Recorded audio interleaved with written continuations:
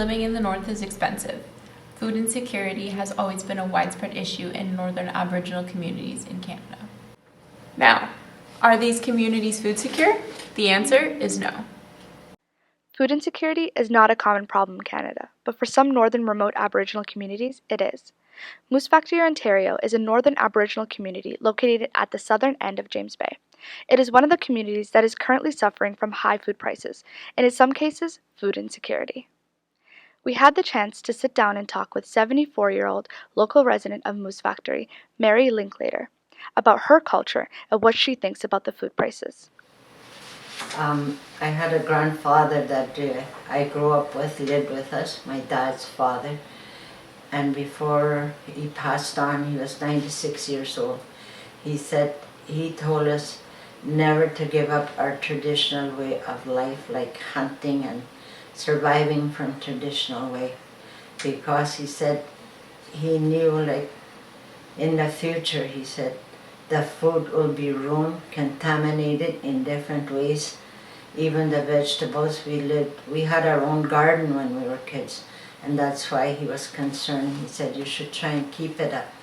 He said, because someday a lot of food will be destroyed by man. They discouraged me, but I still have to buy food, and I have to buy proper kind of food I think is healthy for my family. None of us ever had developed diabetes until after we started eating processed foods and different kind of foods that are not good because we were always on traditional land, eating moose meat, partridge, rabbit. Got insight from Lisi Papazi, a resident of the Northern Remote Community in Aquila, Nunavut, and also the creator of the Facebook group Feeding My Family. Nunavut is a massive, sparsely populated territory of northern Canada. According to reports, Nunavut has the highest documented rate in food insecurities for any Indigenous population living in a developed country, and also some of the highest food prices.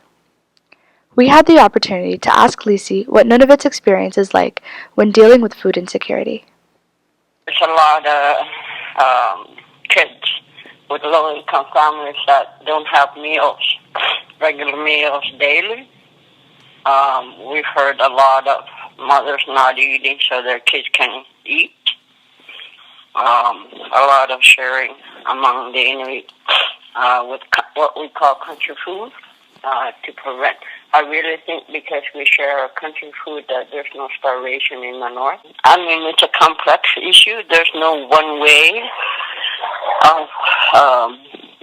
of solving it. So, like the federal government with their Nutrition North program, they can revamp their program. They can make a program that benefits Nunavut residents solely if they wanted to. We then asked her how important her traditional culture is to her and fellow residents of northern remote Aboriginal communities.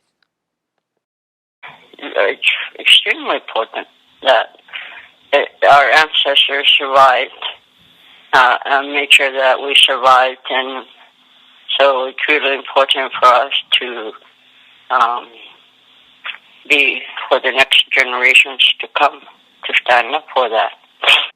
We also had the opportunity to speak with Harriet Kuhnlein, who's a nutritionist and the founding director of the Center for Indigenous Peoples Nutrition and Environment.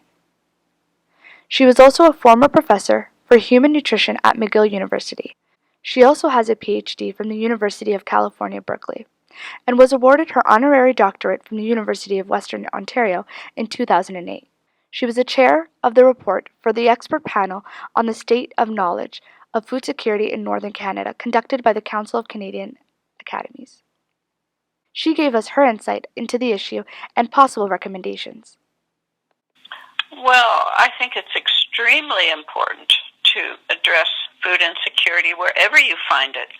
And when you find it in the levels that it exists in Northern Canada, it's an embarrassment for this country not to address it as best they can. Well, the uniqueness of Indigenous peoples' food security is that they have insecurity on several fronts. I mean, the food insecurity exists with their traditional food and their access and availability and adequacy of the traditional portion of their diet, and they face insecurity on what I like to call the market side of their diet, the foods that they buy. So they have insecurity with the traditional foods because of climate change. So as they move through this transition, they have a health transition as well. Because if they are buying food in low-income areas, they're buying poor quality food. That means that they're getting a lot of calories and not very much nutrition. It's important to keep talking about it and keep pushing the government. I mean, we have a new government now.